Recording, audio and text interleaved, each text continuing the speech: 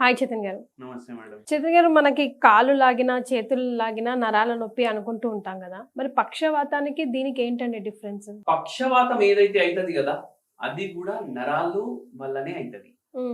మళ్ళా ఈ చేతులు లాగడం ఏదైతే ఉంది కదా అది కూడా నరాల్లో ప్రాబ్లం ఉంటే అవుతుంది. కానీ ఏంటంటే ఇక్కడ ఒక పెద్ద డిఫరెన్స్ కూడా ఉంది.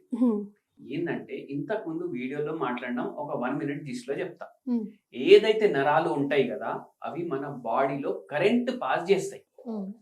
ఇప్పుడు ఈ కరెంట్ పాస్ చేస్తుందానికి దీనికి ఏదో ఒకటి సిస్టమ్ ఉండాలి కదా, ఒక ట్రాన్స్ఫార్మర్ ఉండాలి కదా. ఇప్పుడు ఈ బిల్డింగ్ లో లైట్లు ఫ్యాన్లు అన్ని నడుస్తున్నాయి అంటే కరెంట్ బయటికి వెళ్ళి వస్తుంది, దేనికి వెళ్ళి ట్రాన్స్ఫార్మర్ కెళ్ళి వస్తుంది.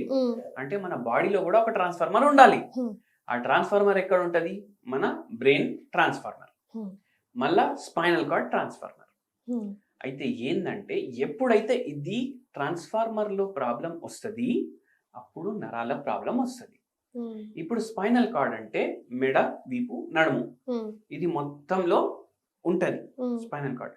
మళ్ళా దీనికి బండికి షాక్ అబ్జార్బర్లు ఉంటాయి కదా, గుంతల్లో పడితే దాంట్లోకి వెళ్ళి ఆ షాక్ మొత్తం మన బాడీలో రావద్దు అనేసి. అట్లనే ఈ మెయిన్ నరం ఇది బాడీలో, బ్రెయిన్ స్పైనల్ కార్డ్, దీనికి కూడా దేవుడు షాక్ అబ్జార్బర్ ఇచ్చిండ్రు. ఇంటర్వర్టిబ్రల్ డిస్క్ అంటారు. డిస్క్ ప్రొలాప్స్ అయింది, నొప్పి అవుతుంది, తిమ్మిర్లు వస్తున్నాయి అనేసి మీరు విన్నారు. అవునండి. అరికాల్లో తిమ్మిర్లు వస్తున్నాయి, మంటలు వస్తున్నాయి, తొడలో తిమ్మిరు వస్తుంది, స్పర్శ ఉంటలేదు. ఇట్లా చాలా మంది వస్తారు మన దగ్గరికి. ఇట్లా నడుస్తుంటే చెప్పులు జారిపోతున్నాయి అంటారు. ఎందుకంటే వాళ్ళకు నడుములో డిస్క్ ప్రొలాప్స్ అయి ఉండొచ్చు. దాంతో ఏమైతుంది? స్పైనల్ కార్డ్ ఏమో కంప్రెస్ అవుతుంది. ఇప్పుడు అది నరం కదా, ట్రాన్స్ఫార్మర్ కి ఒక పార్ట్ కదా, మెయిన్ వైర్ కదా.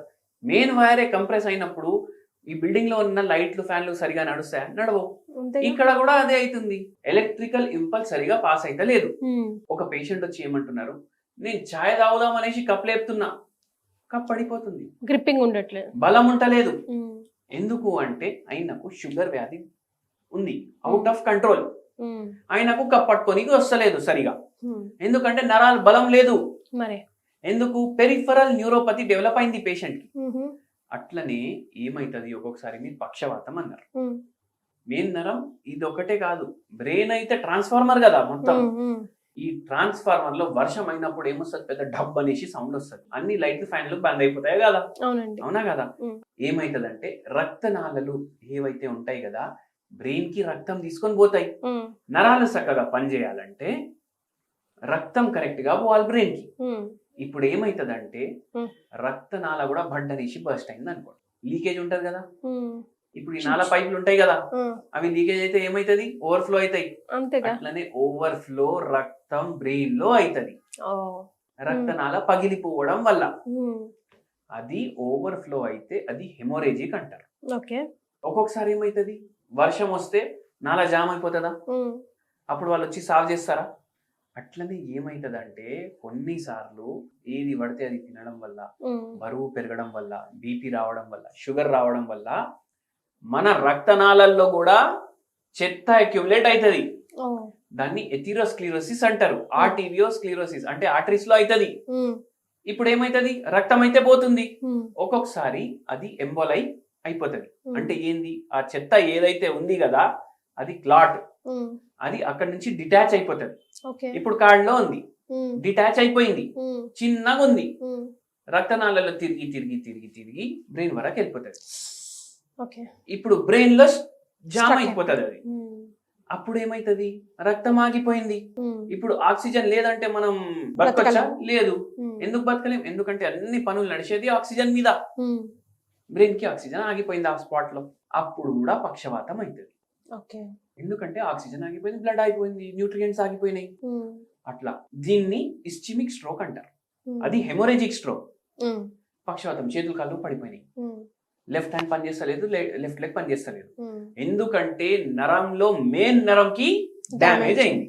ఇది హోమియోపతి తోటి రికవర్ అవుతుందండి. హోమియోపతి తోటి ఇది రికవర్ అవుతుంది. మన దగ్గర చాలా మంది ఉన్నారు ఇట్లా, ఎక్కడెక్కడి నుంచో వస్తారు. ఇది పక్షవాతంకి కూడా చాలా మంచి మందులు ఉంటాయి హోమియోపతిలో. మళ్ళా ఇట్లా నరాల నొప్పులు, చేతుల్లో బలం ఉంటలేదు, మొత్తం రోజు నాకు నీరసంగా ఉంటుంది, ఇట్లా కప్పె పట్టుకుంటే పడిపోతుంది, నాకు నా సిగ్నేచర్ చేయనీకి వస్తలేదు అనేసి వచ్చిండ్రు ఒకరు. అది కూడా నరాలకి సంబంధించిన వ్యాధి. మళ్ళా అరికాల్ మంటలు, చెప్పులు జారిపోతున్నాయి, షూస్ వేసుకోవడానికి వస్తలేదు, ఇవన్నీ కూడా దానికి సంబంధించినవి. అయితే స్పైనల్ కార్డ్ లో ఏమైనా ప్రాబ్లం అయితే కరెంట్ సరిగా పాస్ కాదు. మెయిన్ ట్రాన్స్ఫార్మర్ లో ఏమైనా ప్రాబ్లం అయితే కరెంట్ అసలు మొత్తానికి బంద్ అయిపోతుంది. మరి బయట ఎట్లయితే వర్షం అయితే డబ్బని పేలిపోయి బంద్ అయిపోతుంది కదా, ఇక్కడ కూడా అదే అవుతుంది కదా. ఇప్పుడు ట్రాన్స్ఫార్మర్ నుంచి కరెంటే వస్తలేదు, ఓకే అప్పుడు ఇట్లా పక్షవాతం అవుతుంది. అంటే స్విచ్ ఆఫ్ అయిపోయింది కాదు, ఫ్యూజ్ ఉడాయించిపోయింది మొత్తం. మరి అట్లా అయితే అది కూడా హోమియోపతితో రికవర్ అవుతారు. అయితే ఇది జస్ట్ పక్షవాతం ఎట్లా నరాలకి సంబంధించింది, మళ్ళా ఈ నీరసం గాని నొప్పులు గాని నరాల నొప్పులు గాని ఎట్లా సంబంధించింది. మళ్ళా ఇంకోటి మీకు అడుగుతా, మీ గెస్ కొట్టండి.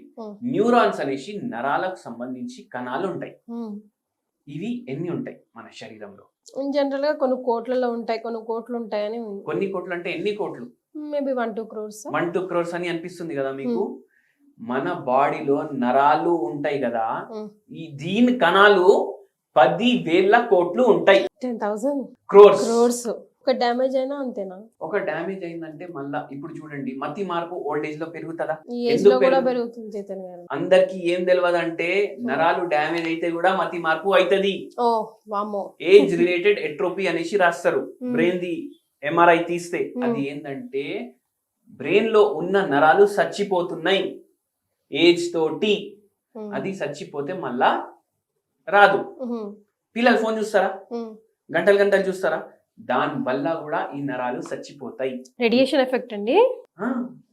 అది పట్టుకొని చూసి వాళ్ళ నరాలు డ్యామేజ్ అవుతున్నాయి, చచ్చుబడిపోతున్నాయి. అయితే ఏంది అంటే పక్షవాతంకి కారణం కూడా మనకు అర్థం అవ్వాలి. ఇప్పుడు నరాలు డ్యామేజ్ అయినాయి, కానీ దేని వల్ల డ్యామేజ్ అయింది?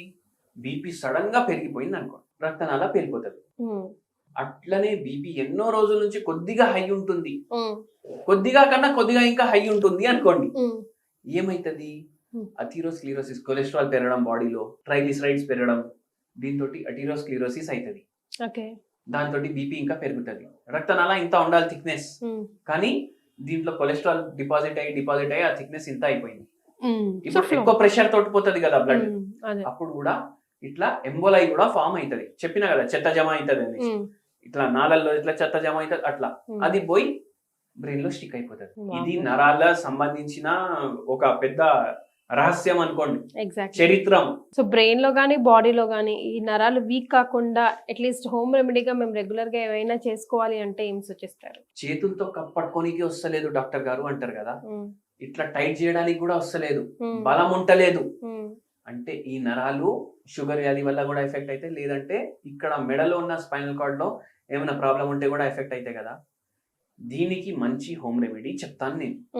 2 లవంగాలు, 2 ఇలైచీలు, ఇంత వాము, ఒక చిట్కా వాము, ఇవి 3 మీరు గోరువెచ్చ నీళ్ళలో దంచేసి కలుపుకోండి, తాగండి 2 పూటలు. ఒక టీ కాఫీ లాగా, పొద్దుగాల ఒకసారి, పొద్దుకి ఒకసారి. ఇది కొద్దిగా మీకు నరాల బలహీనతలో రిలీఫ్ ఇస్తుంది. ఇది రెగ్యులర్ గా చేయండి. పూర్తిగా తగ్గుతుందని మనం చెప్పట్లేదు, కానీ కొంచెం రిలీఫ్ ఉంటుంది, జర రిలాక్స్ ఉంటుంది, మంచిగా అనిపిస్తుంది. అమ్మయ్య జర నొప్పి జర తగ్గినట్టు అనిపిస్తుంది అనేసి ఉంటుంది. Thank you so much.